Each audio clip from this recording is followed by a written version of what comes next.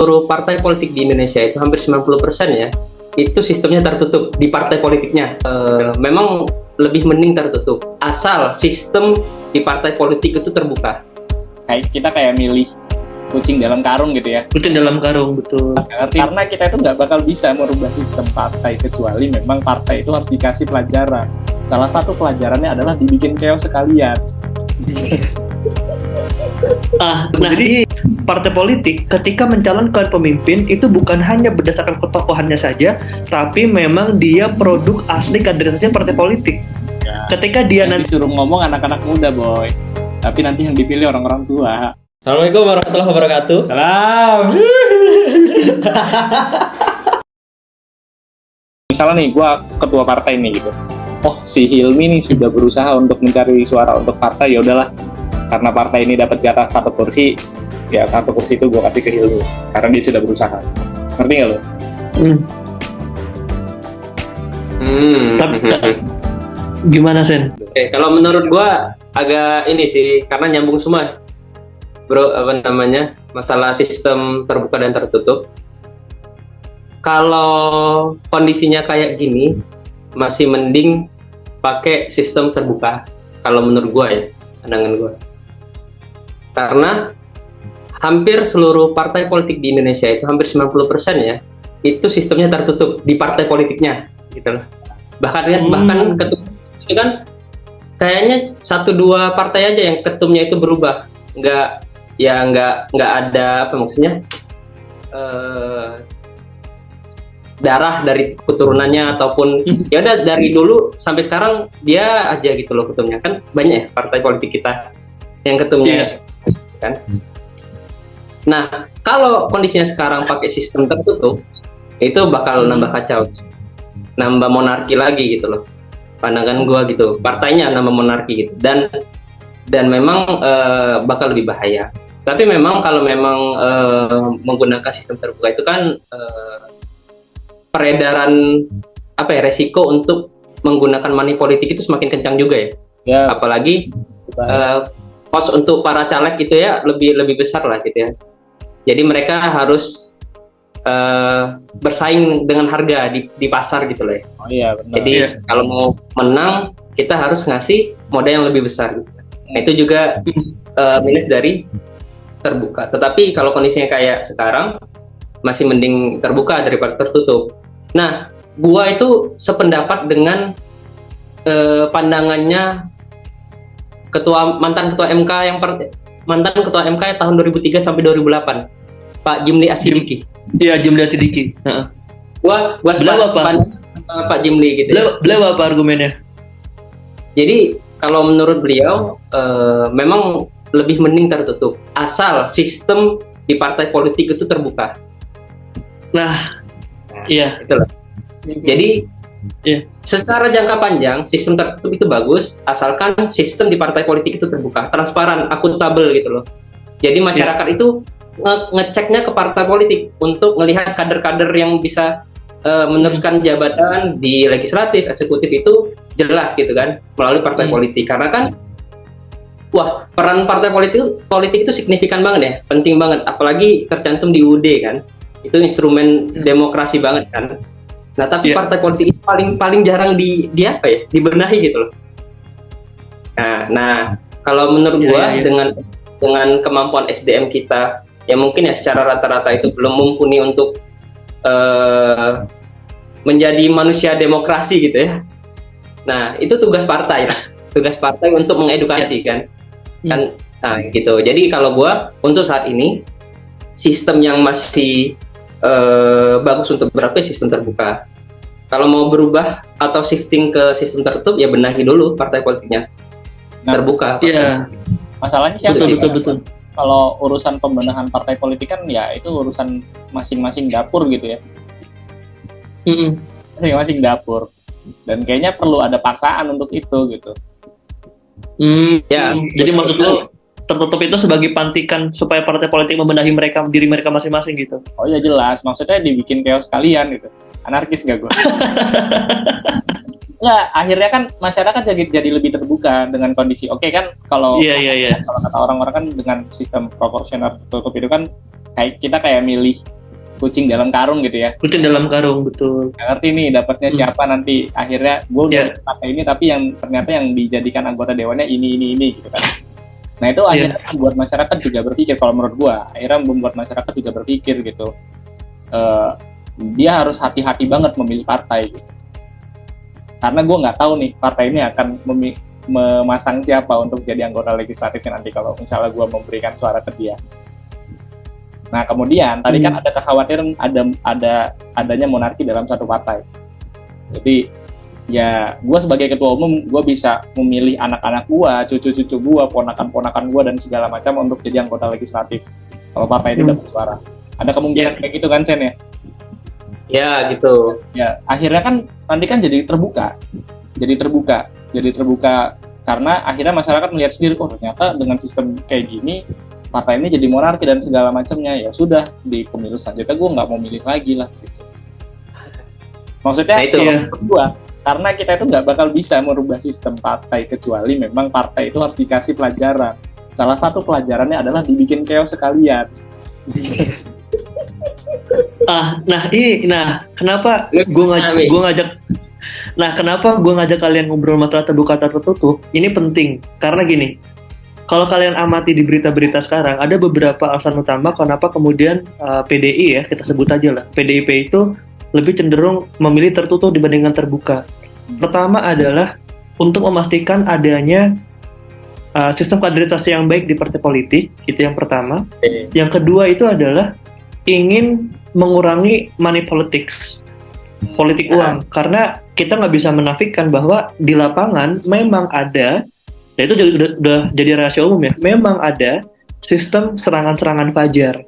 Jadi kita ngajak calon anggota dewan ngajak beberapa orang milih mereka dengan memberikan uang. Kira-kira apa sih yang bisa mereka berikan gitu. Gue sempat ngobrol sama salah satu anak muda, calon anggota dewan juga di Tangerang. Ya, dia sempat sharing bahwa ketika turun ke dapilnya dia ya, ketika turun ke dapil, masyarakat tuh memang nggak banyak yang kemudian mendengar gagasan dia, tapi langsung oke, Mas, kira-kira apa yang bisa Mas berikan kepada saya? Kira-kira kalau saya milih Mas, apa yang bisa diberikan? Oke, misalkan Karang Taruna butuh apa, ini butuh apa, itu butuh apa gitu. Jadi memang kita tidak bisa menafikan ada, ternyata politik uang seperti itu memang ada, kita nggak bisa mengabaikan itu gitu. Nah, tapi kelemahan dari sistem tertutup itu adalah bener kata Haris tadi, kita milih kucing dalam karung. Secara jangka panjang, kalau gue diri pribadi ya, memang prefer tertutup nanti, tapi karena itu memastikan memang adanya regenerasi di partai politik. Dan partai politik kan kalau dalam konteks demokrasi itu ibaratnya apa ya, akarnya gitu. Jadi demokrasi itu memang akarnya itu selain rakyat, tentunya ada partai politik di sana sebagai perwajahan rakyat gitu dalam konteks organisasi formal. Itu memang bagusnya itu sih, ada regenerasi, adanya kaderisasi bagus. Jadi partai politik ketika mencalonkan pemimpin itu bukan hanya berdasarkan ketokohannya saja, tapi memang dia produk asli kaderisasi partai politik. Ketika dia nantinya maju dan jadi, kita bisa menilai bagaimana kualitas kaderisasi dari partai politik. Oh, jadinya seperti ini, dia punya ideologinya mantap, mengakar, kemudian visinya jelas gitu. Jangan kemudian sekarang banyak kan, misalkan Pak Anies, dia kan bukan anggota partai politik, tapi dipilih karena punya ketokohan aja. Jadi partai politik sekarang ibaratnya jangan-jangan khawatirnya gue hanya sebagai alat mencalonkan orang, tapi partai politik itu tidak memikirkan kaderisasinya. Jadi nggak ada itu tokoh yang lahir dari rahim partai politik secara utuh.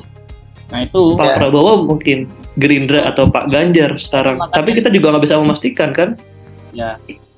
Nah itu makanya sistem terbuka itu untuk salah satunya menurut gue untuk mengurangi orang-orang yang bermain di situ, gitu, para pemodal. Betul. Dan segala macam. Ya. Secara jangka panjang memang oke. Secara jangka panjang ya nanti tapi karena gini. Kalau sekarang yang gue takutkan kan pasarnya itu pasar money politik itu kan sekarang di rakyat ya. Kalau proporsional kan. Yang gue takutkan kalau sekarang diubah proporsional tertutup, pasarnya tuh pindah ke dalam partai politik gitu loh. Betul, itu dia permasalahannya. Iya. Satu ya. Makanya harus kerja panjang gitu, pembenahan partai politik dan sebagainya, bikin aturannya gitu ya. Kenapa kemudian kalau gua pribadi ya prefer terbuka saat ini untuk memastikan bahwa calon anggota dewan itu walaupun ketika pada ujung-ujungnya juga kita sama-sama paham dia nggak ngejual gagasannya ke masyarakat ketika turun ke dapil, minimal ada yang dia sampaikan ke publik secara umum, ini loh gagasan gue ketika gue akan jadi anggota dewan. Karena yang kita butuhkan, karena gini, demokrasi itu kan ruhnya kan gagasan ya, pertarungan gagasan. Kalau misalkan demokrasi itu tidak ada pertarungan gagasan, maka itu bukan disebut demokrasi, tapi bukan demokrasi lah intinya, karena demokrasi ruhnya itu pertarungan gagasan. Makanya kita jadi heran kenapa kemudian ketika ada pertarungan gagasan, kita pengen uji publik gagasan, diskusi gagasan, itu langsung di counter sama pemerintah gitu kan. Nah, masalahnya anggota-anggota dewan yang mencalonkan diri sebagai anggota dewan itu apakah mereka berani untuk adu gagasan? Nggak semua. Ya, betul, tapi minimal kita ngajak mereka buat adu gagasan gitu. Kan sekarang kan kesana kan arahnya sekarang mereka. Jadi basisnya itu bro, selain jujur, rekam jejak juga dia tuh punya gagasan kalau nggak salah di salah satu dasar itu. Kayaknya survei Kompas atau mana gitu. Iya. Untuk betul, melatih aja sih, betul. Ya makanya sih penyelenggara pemilu itu harus memfasilitasi sih. Pun kalau memang saat ini belum ada fasilitas untuk mengadu gagasan itu ya udah kita sebagai instrumen bernegara, masyarakat umum gitu ya, komunitas bikin panggung-panggung itu loh. Ya udah, diadakan gagasan-gagasan para pejabat-pejabat, calon-calon pejabat nanti gitu. Iya, menarik sih memang. Makanya sekarang lagi banyak ya fenomena anak-anak muda dicalegkan oleh partai politik gitu. Kalau emang golongan tuanya nggak mau adu gagasan, anak mudanya aja kita panggil mungkin ke kampus atau mungkin sama anak-anak muda mahasiswa, kita ngariin ngobrol, kira-kira gagasan lu apa gitu. Minimal ada yang mulai kan.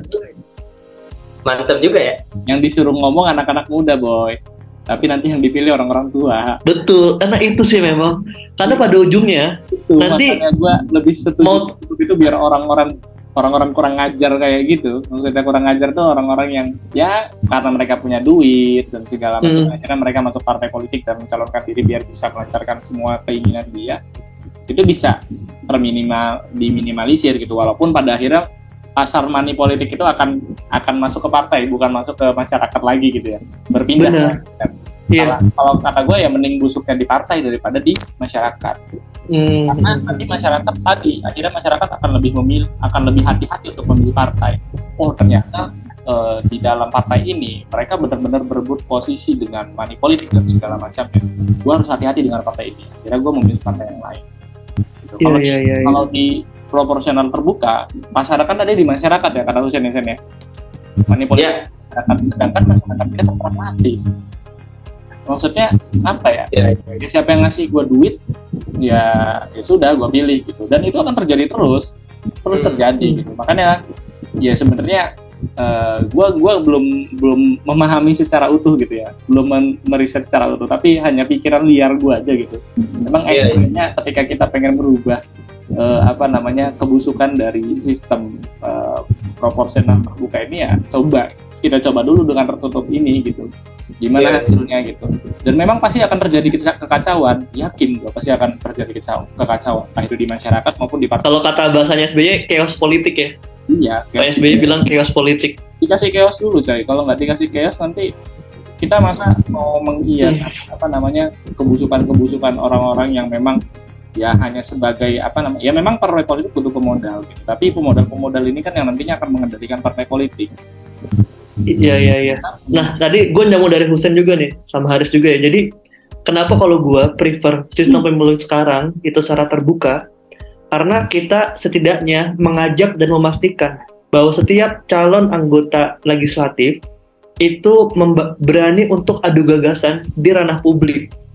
Jadi, kita ngajak mereka bertarung gagasan di ranah publik. Selain adu gagasan antar calon anggota dewan, lebih daripada itu, adanya pertarungan gagasan antara mereka dengan mungkin masyarakat umum kalau mungkin nanti siapa tahu ada wadahnya. Karena pada akhirnya kalau tertutup saat ini pertarungan gagasan itu hanya ada dalam partai politik dan kita nggak tahu. Jadi ada istilah di politik itu namanya, gue baca-baca namanya smoke negotiation asap ya. Jadi penentuan keputusan politik yang ditentukan oleh partai politik itu dilakukan dalam ruang tertutup dengan asap rokok gitu ya, itu wajar dalam politik. Dan kemudian kita khawatir di ruang tertutup itulah yang kemudian menjadi titik awal adanya tindakan-tindakan koruptif atau tindakan-tindakan yang memang seharusnya itu tidak mencerminkan seharusnya bagaimana demokrasi itu ada. Jadi sebenarnya simpel aja. Sekarang ingin terbuka karena kita pengen dengar gagasannya calon anggota dewan itu sih. Walaupun memang sebenarnya nggak banyak yang masyarakat yang mau seperti itu. Kenapa nggak banyak? Kita sama-sama paham lah ya, Risen, seberapa tinggi sih tingkat pendidikan seberapa tinggi tingkat pendidikan masyarakat Indonesia. Mungkin hanya anak-anak yang di pendidikan tinggi aja yang mau mendengarkan gagasan. Mungkin yang lainnya belum sejauh itu mikirnya kan, kira-kira lu bisa ngasih gue kerja apa enggak, lu bisa ngasih gue duit apa enggak, lu bisa ngasih kepastian nggak kalau gue milih lu, gue bisa hidup ke depan. Dan kan cuma sejauh itu ya mungkin. Makanya kan itu sih yang menurut gue. Iya makanya. Assalamualaikum warahmatullahi wabarakatuh. Salam.